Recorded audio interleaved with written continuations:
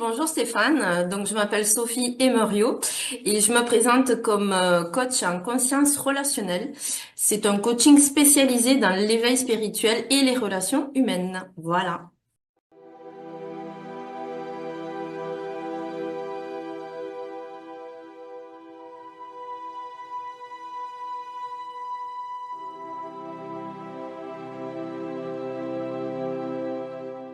Alors, depuis l'enfance, j'ai découvert ce qu'on appelle des dons, des capacités naturelles, c'est-à-dire une intuition, une sensibilité aux émotions, aux autres, une écoute active, bienveillante et une capacité à inspirer et avec légèreté. Mon sens de l'humour m'a permis de traverser des situations difficiles, un talent précieux dans le grand théâtre des relations humaines. Malgré des tentatives, voilà, de rentrer dans des cases bien définies, j'ai rapidement compris que ces moules n'étaient pas faits pour moi. Entre des aventures professionnelles alimentaires et des quêtes de sens, dans ma vie personnelle, j'ai exploré, jonglé, parfois même trébuché, mais toujours avec le sourire et une bonne dose d'autodérision. Alors, pour expliquer, en 2008, j'ai commencé à me former aux outils qui résonnaient avec mes valeurs. Donc, ça, c'était le magnétisme, bioénergie, l'hypnose humaniste, le yoga du rire, le yoga du son, etc. Et les outils du coaching professionnel. Donc, ces pratiques m'ont permis d'unir mes talents innés à des compétences solides pour accompagner les autres dans leur transformation. Donc, depuis 2014, je me suis installée comme thérapeute, hein. J'ai commencé comme thérapeute énergéticienne. Aujourd'hui, je propose un coaching unique, je dirais même voire innovant, où humour et profondeur cohabitent pour rendre le chemin de la connaissance de soi aussi enrichissant que libérateur.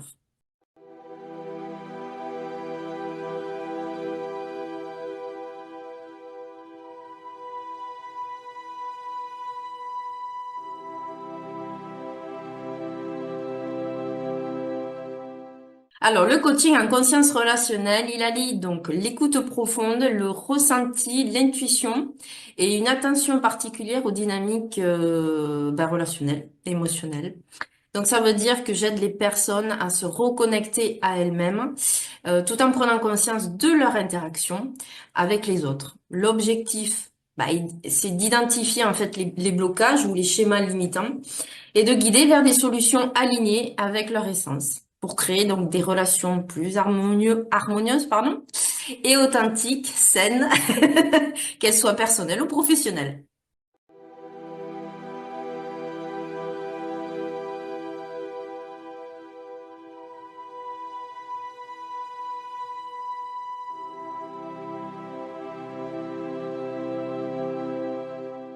Alors, ma philosophie semble aller au-delà des simples dynamiques relationnelles pour toucher à l'essence même de l'être. En fait, il y a la connexion à soi et aux autres, l'unité et l'interdépendance, la présence consciente, l'élévation de l'âme, mission et alignement, et humilité et gratitude, si je peux résumer.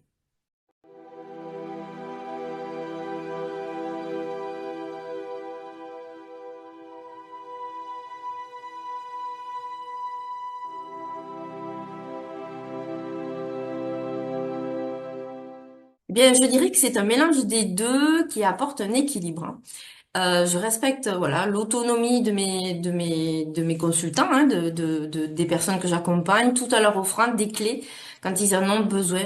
C'est exactement ce qui fait, je trouve à mon sens, un accompagnement riche et adaptable.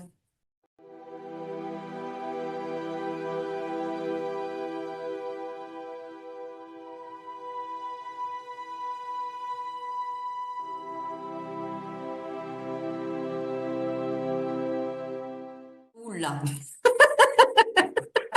vous n'êtes pas pressé?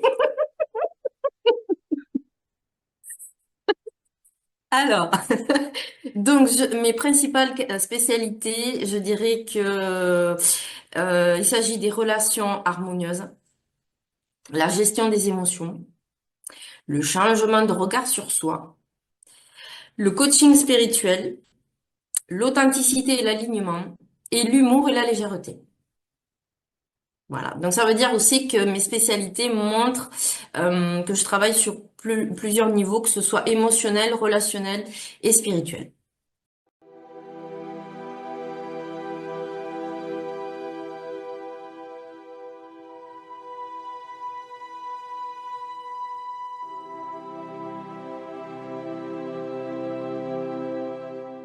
Alors déjà, il est important que la personne vienne me voir. Ça veut dire que déjà, elle ait envie de le faire et qu'elle soit prête à le faire.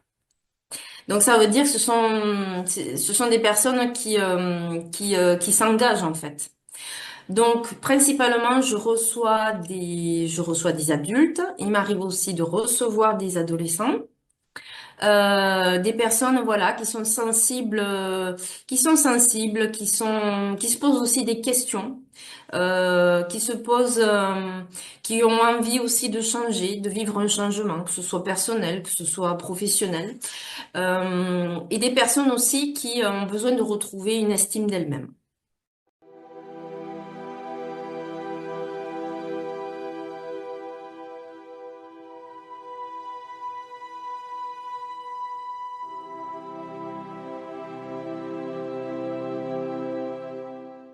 Alors au départ, la première séance, je reçois le parent avec l'adolescent. Et au bout d'un moment, je vais poser la question à l'adolescent s'il veut bien que papa ou maman reste. Et à partir de là, alors bien souvent, c'est non, non, non, non, va à côté. Ouais, parce que voilà, c'est un moment pour eux. Donc,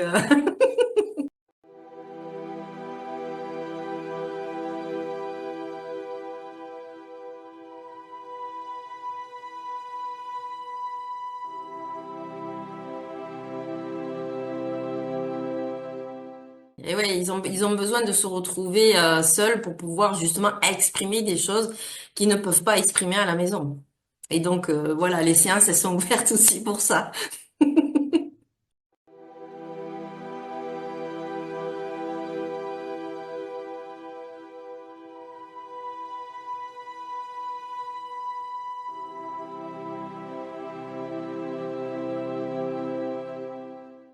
Alors, la dépendance affective, elle se caractérise par un besoin excessif d'être aimé ou d'être validé, ou voire même les deux. Donc, par autrui, au point de sacrifier ses propres besoins, ses propres limites. Et cela, en fait, vient souvent d'un manque d'estime de soi ou des blessures émotionnelles de l'enfance non résolues. Donc, il y a des signes d'alerte, en fait. Ces signes d'alerte, c'est la difficulté à poser des limites dans les relations, ne pas savoir dire non, peur intense de la solitude, de l'abandon. euh, on va toucher aussi les addictions, tendance à s'effacer ou à surinvestir dans une relation, recherche constante de validation externe et sensation de vide ou d'insécurité quand l'autre n'est pas disponible. Alors surtout, ça ressort souvent en coaching, notamment des personnes moi je demande toujours à la personne de mettre son portable en silencieux, parce que justement, à un moment donné, ça fait bip bip, et tout d'un coup la personne va avoir le réflexe, est-ce qu'il m'a répondu? Ah!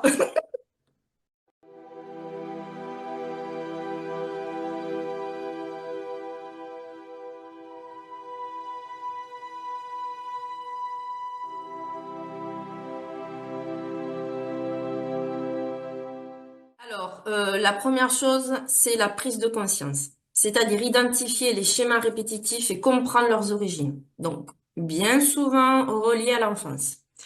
Ensuite, la compréhension des besoins, c'est-à-dire aider la personne à différencier ses besoins fondamentaux, c'est-à-dire sa sécurité intérieure, la reconnaissance, l'autonomie, à le différencier des attentes qu'elle projette sur les autres. Transformation des croyances limitantes. Alors les phrases assassines, les phrases bateau, je suis rien sans l'autre, je ne mérite pas d'être aimé, blablabla. Enfin voilà. Renforcement de l'estime de soi. Donc ça veut dire de développer un regard bienveillant sur soi et apprendre à s'auto-valider, ne plus attendre après l'autre. Et la mise en action. Parce que prendre conscience de tout ça, c'est bien, mais le plus important, nous sommes quand même des êtres incarnés, des êtres humains, c'est de passer aussi à l'action.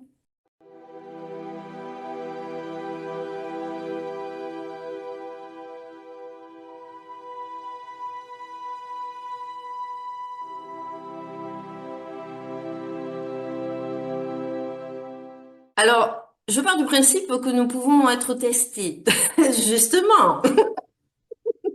Sinon, ça serait trop facile. Donc, il peut y avoir quelques pièges ou rechutes, effectivement. Mais à ce moment-là, euh, il y a aucun jugement à apporter parce qu'en fait, on est testé. Donc, comment savoir si on a guéri la blessure ou si on l'a bien traversée? Ça passe par l'expérience. Bien que ça.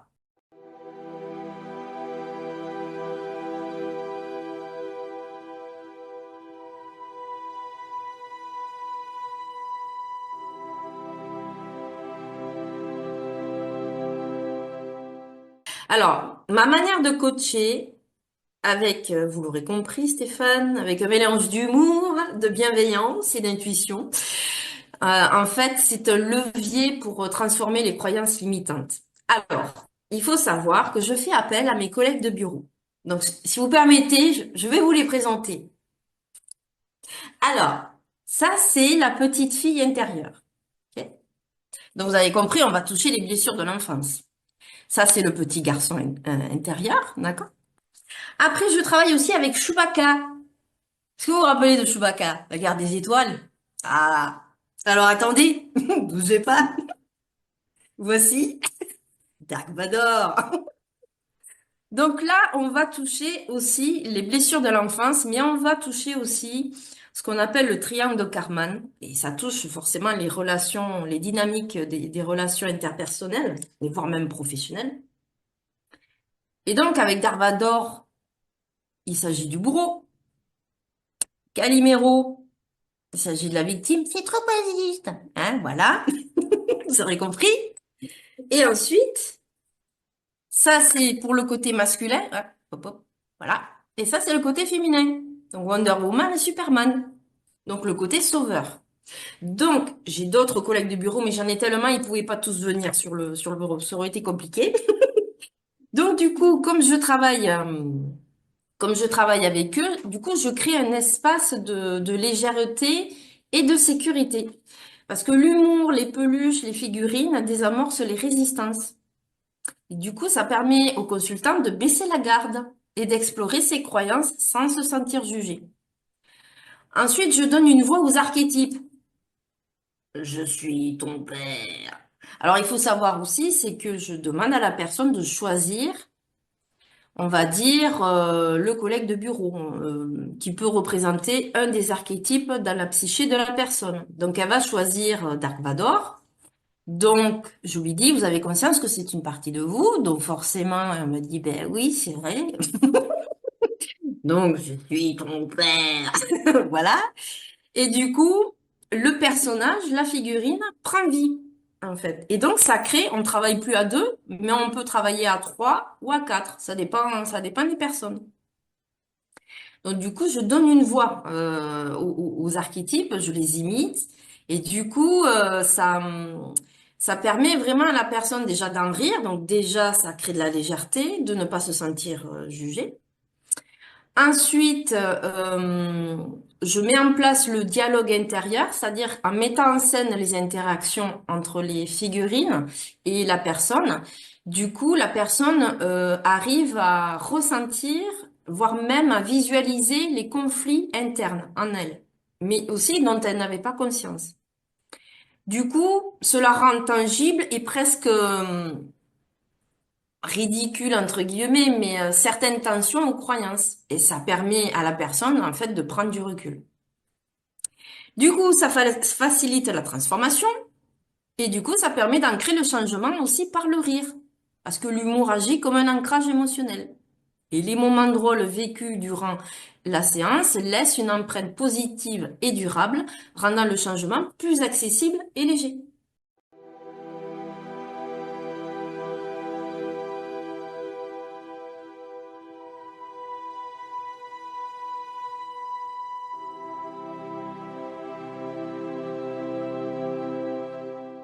Alors, au niveau, comme je vous l'ai dit, au niveau des relations toxiques, je vais mettre en lumière et expliquer les dynamiques relationnelles avec le triangle de Karman. Donc, victime, bourreau, sauveur. Donc, du coup, la personne prend conscience par rapport à la situation qu'elle va m'expliquer. Elle va prendre conscience quel est le rôle qu'elle a joué. Donc, il y a l'interaction avec la figurine forcément, donc ça aide davantage. Et ensuite, donc, on va faire des exercices, on va faire un travail énergétique et ça va permettre à la personne de sortir du triangle de Karman. Mais pour que ça devienne durable, parce que c'est le but, c'est à chaque fois, je lui conseille de se poser les questions. C'est-à-dire, admettons, la personne, elle est en fin de journée et puis vraiment, elle n'est pas bien, elle a vécu une situation désagréable. Donc moi, je lui conseille de faire le bilan de sa journée. C'est ce qui lui permet en fait de, on va dire, de valider sa journée, mais de pouvoir en créer une autre demain, si je peux dire ça comme ça. Et du coup, la personne, elle, je lui conseille de se poser des questions. Quel est le rôle que j'ai joué avec cette personne? Comment je me suis sentie? Finalement, quelle est l'émotion qui se cachait derrière le rôle de la victime, par exemple? Du coup, je lui donne aussi des outils comme la CNV, la communication non violente. C'est ce qui permet, en fait, d'être plus proche avec soi. La personne est plus proche avec elle-même, avec son corps, avec ce qu'elle ressent dans son corps, donc les émotions, etc. Et du coup, elle arrive à identifier que finalement, de se plaindre, il y avait un besoin derrière qui se cachait. Souvent, ce sont des peurs. Souvent, ce sont des émotions désagréables qui n'ont pas été exprimées pendant l'enfance, par exemple. Donc, ça permet de dédramatiser en fait les prises de conscience, de créer des alternatives positives, c'est-à-dire qu'une fois les relations toxiques identifiées, voilà, j'encourage les personnes à définir les types de relations qu'elles souhaitent aussi cultiver, parce que c'est bien beau de dire je veux plus, mais le but, comme l'inconscient n'aime pas le vide, le but c'est de reprogrammer aussi certaines choses. Et ensuite, ben, les exercices de libération émotionnelle. Donc, le yoga du rire. Bon, après, j'ai été formée en yoga du rire, mais je veux dire, le rire tout court, c'est un don. Enfin, je sais pas, c'est naturel. C'est inné. C'est inné. Voilà, c'est inné. Voilà ce que je peux dire. Après, effectivement, je mêle à la fois profondeur et légèreté avec un style unique qui libère les tensions, réveille et révèle des ressources cachées chez la personne et donc invite au changement dans une ambiance joyeuse et bienveillante. Du coup, les personnes elles repartent avec une estime d'elles-mêmes renforcée et une vision plus claire et sereine de la relation.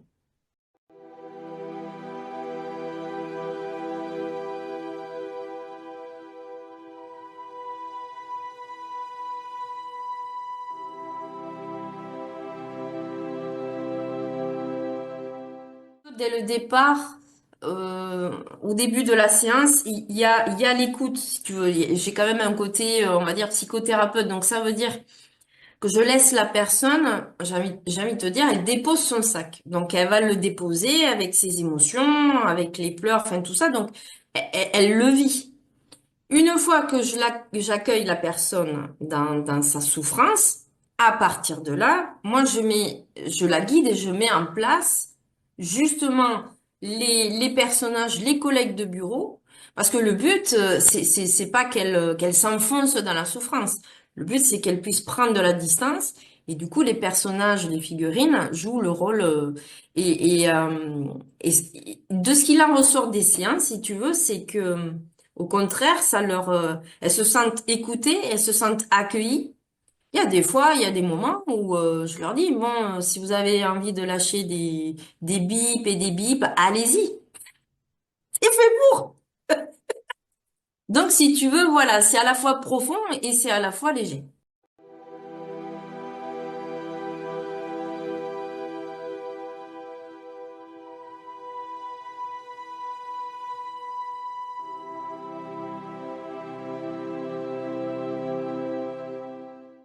Alors, les bénéfices, d'une part, c'est l'amélioration de la communication, ce qui est la base. J'ai envie de te dire, c'est le terreau, hein, ça fait partie du terreau du couple. Bon.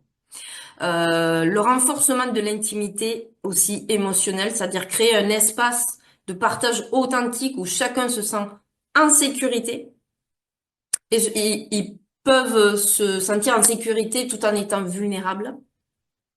La résolution des conflits. Alors ça veut pas dire que plus jamais, bienvenue dans le monde des bisounours, les étoiles qui brillent. Non, non, non. On est bien d'accord. Voilà, c'est d'accueillir la confrontation parce que il y aura des confrontations, mais ça se fera de façon plus vite, ça se traversera plus vite et de façon plus légère, c'est-à-dire de passer de la confrontation à la coopération. Voilà. Reconnexion à la complicité, très très important, ça aussi, ça fait partie du terreau. Donc, sortir de la routine et des frustrations. Redécouvrir les forces et les qualités de la relation, ça c'est super important.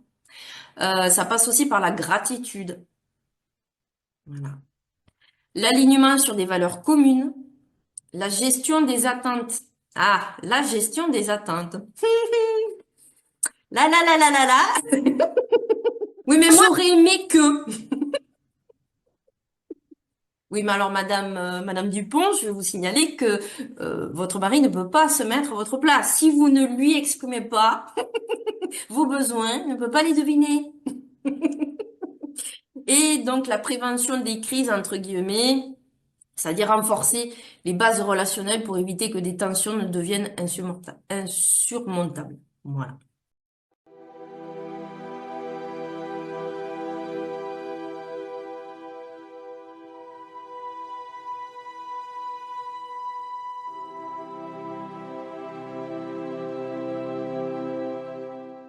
Alors, les différents types de conflits,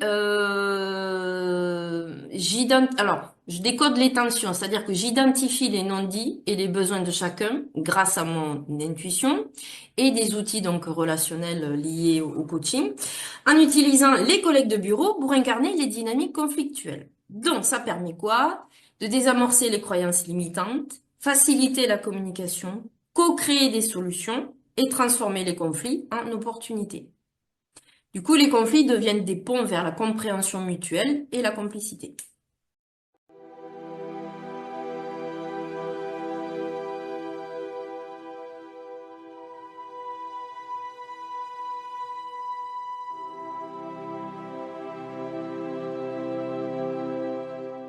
Alors, d'une part, ça commence par identifier et valider les émotions.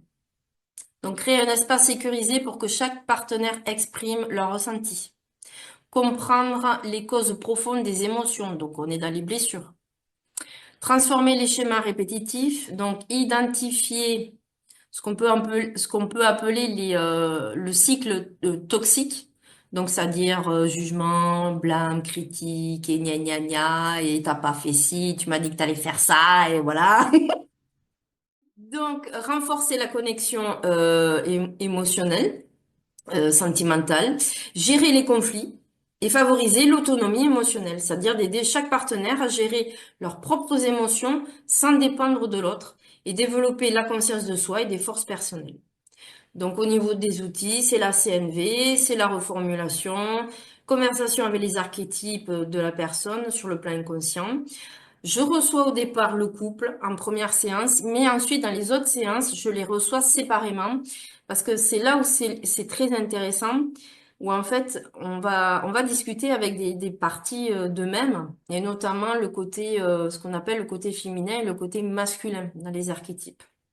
Donc, ça veut dire qu'on va aller libérer, conscientiser des blessures. Et puis après, hop, on fait quelques séances. Et puis voilà, au bout de la troisième, quatrième, hop, je les retrouve ensemble. Et ensuite, eh ben, ils redéfinissent pour la suite.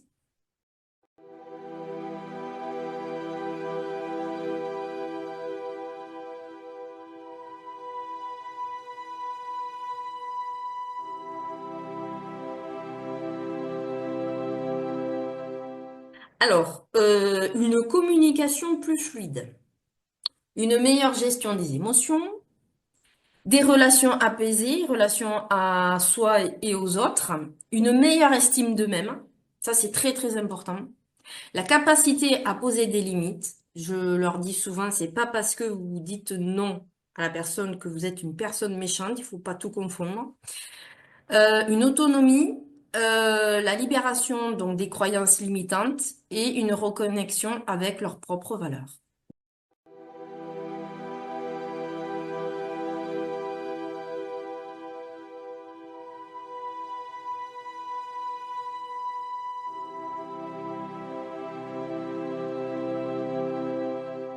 Alors, il y a les indicateurs qualitatifs et les indicateurs quantitatifs. Qualitatif, c'est changement de perception, l'amélioration des relations et les émotions, on va dire, gérées, maîtrisées.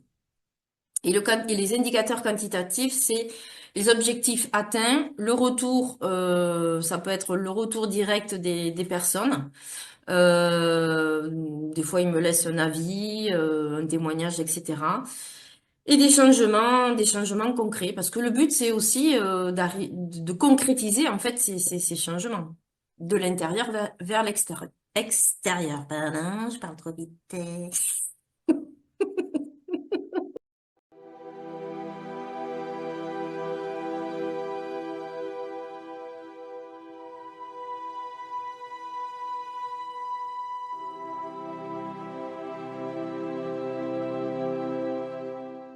Ben, merci.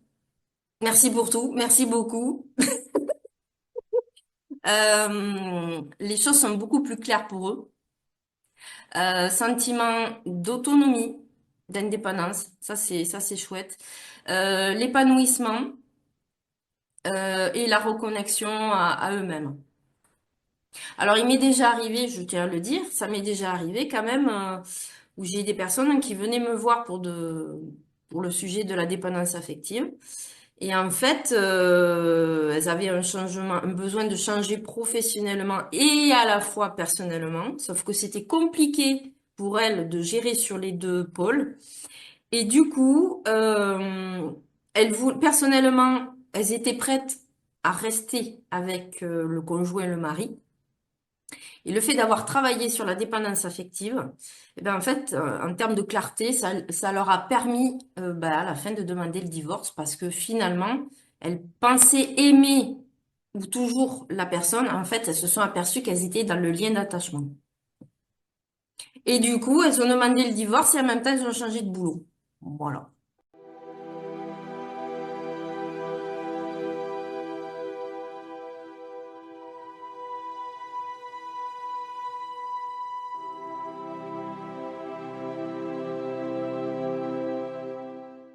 Ça peut, ça peut.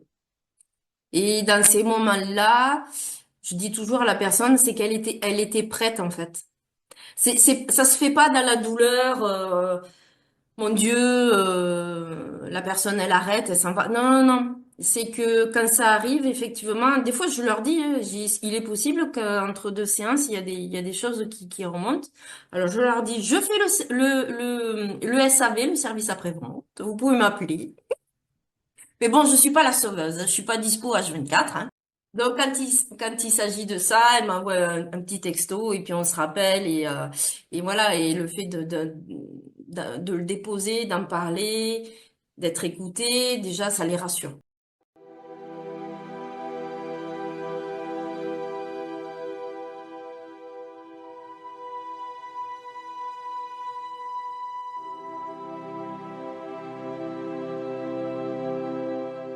Alors je les accompagne. Il peut y avoir des séances de suivi. Après si la personne elle me contacte, elle le sait, voilà. Je pars du principe que à partir du moment où elle a atteint son objectif. Bon, ben après, elle chemine, elle expérimente. Et si un jour, ben ça va pas, ou elle sait pas comment gérer le truc, elle me recontacte, et puis voilà. Donc, séance de suivi, toujours dans les plans d'action personnalisés. Ensuite, qu'est-ce que je peux dire? La disponibilité.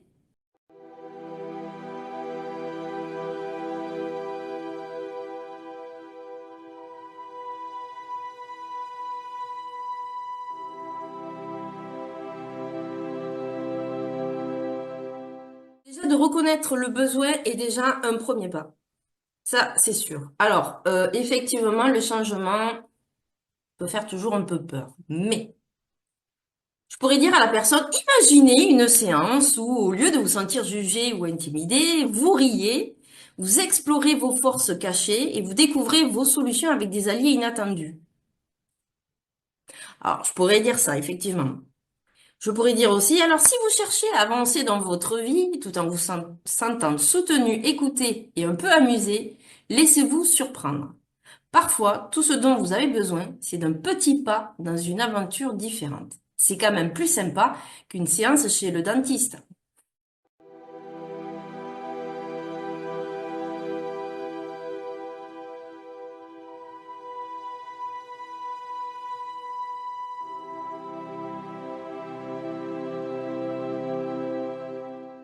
Oui, alors effectivement, je suis donc sur les réseaux sociaux, Facebook, Instagram.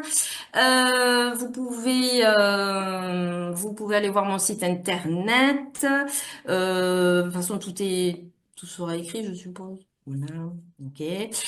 Mon cabinet professionnel est situé à Puy-Gouzon, dans le Tarn 81, à 1 heure de Toulouse pour situer. Je propose aussi des séances en visio via Zoom ou Messenger.